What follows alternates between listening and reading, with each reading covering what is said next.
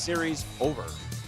Wilds, I hate to say it, my T-Wolves might go down faster than one of these Indy cars that's been zooming by us all morning.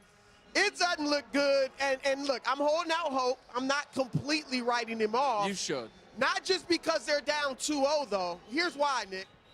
They just look like the lesser team. Yes. It's not, a lot of times you might just say it because they're down 2-0, but they have been outclassed, to be honest. And watching these two games, OKC looks better defensively. They look better in transition, and their superstar, the MVP, Shai Gilgeous-Alexander, just looks better than Minnesota superstar Anthony Edwards, and he is better.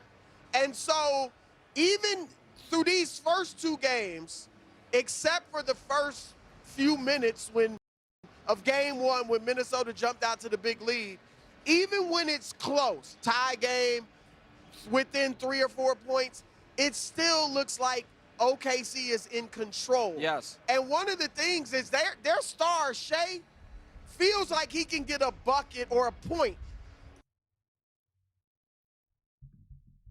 on any possession. Right. He's either can draw a foul, even if he's missed a few shots, he can get in that mid-range, and you feel like he's going to hit it. Mike Conley, Minnesota's point guard, said something. He had a quote after the game. He said, this isn't your typical series where it's like, hey, give them the mid-range shot because they can hit that shot. As you say, Wilds, the mid-range, it's always there. And Shai is excellent at it. So it's kind of a commentary on today's NBA where if teams want to give up a shot, they don't make anything give you anything. But if they do give you something, it's going to be the mid-range. And this team's killer, Shai, is a great mid-range shooter. Yeah. So that's a big story. But look, I'm holding out hope that they got to get two. They got to get both in Minnesota. I don't know if you should be holding out hope. I don't think they can beat this team. And not that they're going to get swept, but I'll tell you this much, and I bet you probably deep down agree. A sweep is way more likely than a Timberwolves comeback. If you were to tell me it's going to be far yet. Man, because we've seen series like this, the series doesn't start I understand. until somebody loses on their home court. I understand that, and I preach that as well. It doesn't feel like though they are good enough. And listen, I want to give Shai and Oklahoma City credit because a corollary of the numbers don't fully tell the story on the Shai foul baiting stuff is a game where he had 15 free throws. I didn't look at it as a game that he was doing the unethical flopping stuff. I thought in the first 3 quarters, particularly last night, I thought Shai played as, for lack of a better term, honorably as a player can. I didn't think he was doing the stuff he was doing as much in game one. In the fourth quarter, he couldn't help himself a bit, but they had game one anyway. He was extraordinary. The problem for Minnesota is, Ant was good last night. Ant had no turnovers. Ant had 30-plus. But he did need, 28 shots to get his 30-something? I still thought he was much better he wasn't the than problem. game one. Yeah. But they're yet to have a game where multiple of their big 3 or 4 players play well. Julius was a no-show last night. That was the problem. And listen, I also think, and you heard it from Jaden McDaniels after the game, as we have choppers right over the stadium. It looks pretty sick. You heard it after the game from Jaden. That is dope. And you saw it in his frustration. I thought Minnesota let the game one whistle get in their head a bit. Well, Jaden sounds like it for sure. Yeah, absolutely. And that Jaden feels like he doesn't know how to guard Shai. Now, part of that is because of Shai. Most of that is because of Shai's brilliance. But it really does seem like it's a problem. Shai ate him up during the regular season, too. Yeah. Okay. Listen. It's very obvious. There's not a ton of deep analysis that needs to be done. The Oklahoma City Thunder are significantly better than the Minnesota Timberwolves. That's that simple. End of video. See you next week. I mean, seriously. That's the reality. And I'm also not one to jump to conclusions. I try my best not to, but I'm watching this game last night, and I'm like, this the series is over. It's just, listen, can the Minnesota Timberwolves win a game or so? Absolutely. In the first few minutes, the first like half or so of the first game of game one, I had this feeling, right? Like the Timberwolves came out firing. Julius Randle couldn't miss. Ant wasn't even really doing much just yet. And there was a feeling that Oklahoma City was I was kind of like, they're showing their youth. They look a little bit they look tired. They look a little bit run down now, coming off a long 7-game physical series. They I don't want to say shell shock, but they were just a little kind of like deer in headlightish a little bit. And then as soon as I kind of was like, wow, I can't believe this is happening. As soon as I finished that thought, it just all changed. And it was like, 3 minutes to go in the second quarter, whatever. And they never looked back. And they've continued that. They were just kind of like, whoa, whoa, whoa. This isn't 2023. This is 2025. Things are changed now. This isn't the Oklahoma City Thunder of the past. Like this is new now. Like we've already gone through our growing pains. We've already gone through our immature stage. We've already gone through our just inexperienced stage. Like things are different. We understand how these series go. Understand how these games go. Understand how just because the first 5 minutes of a quarter goes this way doesn't mean that the next 5 minutes of the quarter are going to go that way. Like it just, they more deeply understand that process now. And quite frankly, the Timberwolves are still going through their growing pains. Ant is in NBA years is essentially like a ninth grader at this point. He just is. Like that's just the way how the NBA works. And SGA understands that, quite frankly, better than anyone else. They even talked about it in the broadcast, I believe, when they were talking about just kind of his journey. Like it takes time to get there, just like it took time for SGA to get there and this Thunder team. And the Timberwolves are 100% not there. And I've already said this before, especially like in a Warriors video, where it was like, the series was supposed to be OKC versus Golden State. And I would have loved to see that series. I think that would have been a very tightly contested series. But I said, to Timberwolves fans, I was like, I'm sorry. Like I think you would have lost the series against the Warriors without Steph. Considering that those games were already close enough without Steph, like what do you think having one of the greatest players of all time on the court who was playing out of his mind before he got injured was going to do? This Timberwolves team was given a gift, and a lot of Timberwolves fans got really upset with that. They're like, oh, well, the Warriors won a title, when so-and-so got injured and this and that got injured. And it's like, yeah, they ended up winning the title, though. They ended up winning a title, and they didn't play the Rockets without James Harden. They didn't play the Cavs without LeBron James. They didn't do that, especially in the year when they won it all. They didn't do that. That's not how any of that unfolded. They didn't play the Pelicans without AD. Like that's not how it went down. But the Timberwolves got to play the Warriors without Steph Curry. Okay, they got to play the Lakers essentially without Kobe Bryant. And they were able to beat the Lakers with obviously LeBron and Luka, but that team was overrated. And so it made it feel like, oh, this team is coming. And they played great. The Lakers are clearly not a great team. OKC is clearly a great team. So you had the Timberwolves beat the Lakers in 5, then they beat the Warriors in 5, and you had OKC have a longer series with the Nuggets, with a true championship contender. And so it kind of made this feel like, is OKC not as good, or they're struggling with the Nuggets? And a lot of people felt the Nuggets were kind of taking a nosedive, and yet, technically the Nuggets could have won the series. I mean, it went to 7 games, obviously, right? Like, so it's 7 games or 7 games. And it was just like, I don't know how good are OKC. And it's like, no, OKC's legit. That was a brutally tough series that they had. I know the way how the games ended up being, like, there were some blowouts, but again, it was still a 7-game series.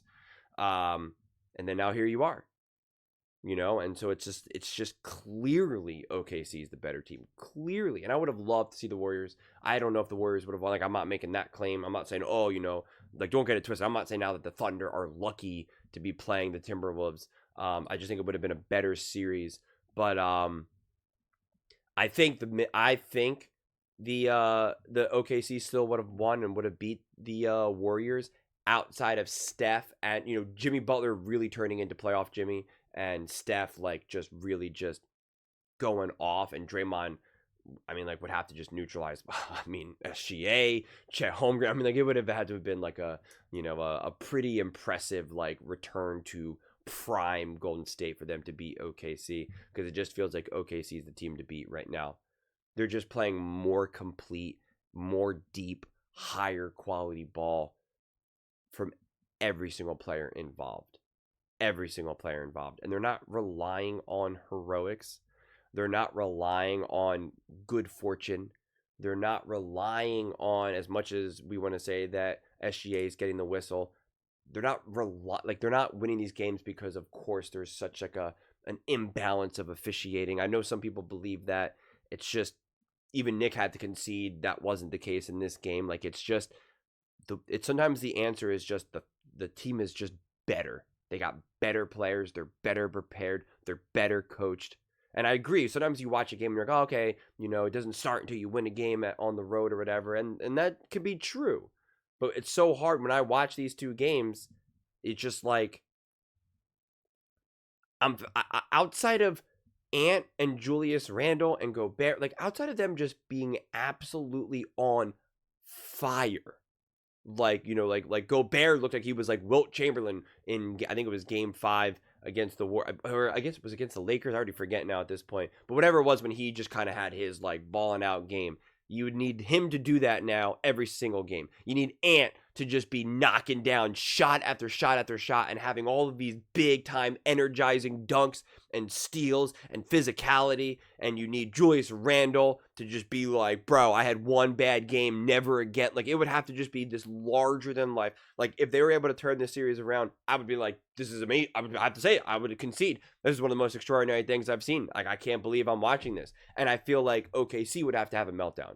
SGA would have to not be able to handle the physicality. He would be getting banged up. He's having games where he's only scoring like 16, 18 points, and he's 2 for 7 from 3, and he's missed, like, you know, wow, can you believe he missed 4 free throws in game 4? Like, you know, it would have to be one of those situations where you're just like, is this unraveling before our eyes? And you know, and you know, what the heck did coach say to the Timberwolves to get them all fired up? Like, this is amazing. Like, that's the only way I it's just extremes. I would have to see like all of these extremes and all happen at the same time to see OKC not win. So, you know, it just feels like they are absolutely 100% in the driver's seat. Let's go. I'm not even trying to make a joke because they're obviously at Indy, but like, you know, it's just like they are there.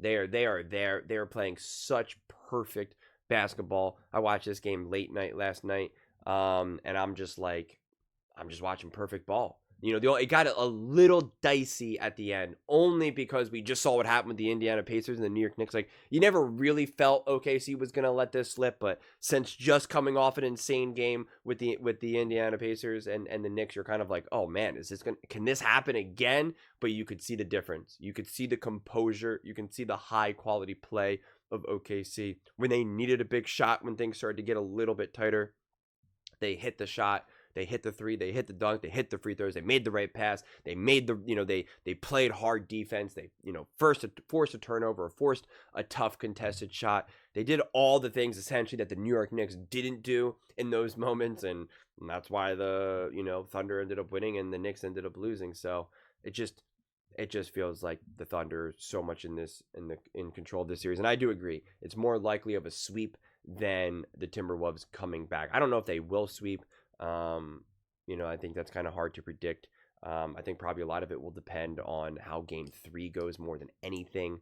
Because I think I can see the team like this kind of throwing in the towel. They're down 3-0 and they just kind of phone in game 4. Like, yeah, you're going to have Ant trying, but you know, he's a very emotional player. He's a very young player. And I think he's going to be like, I don't want to go out like this, but also just be like, man, this is over, right? Like, I could see it being both, where it's like, I'm not going out like this, we're not getting swept, not at home, and then it's just like kind of very quickly just being like, man, this is over.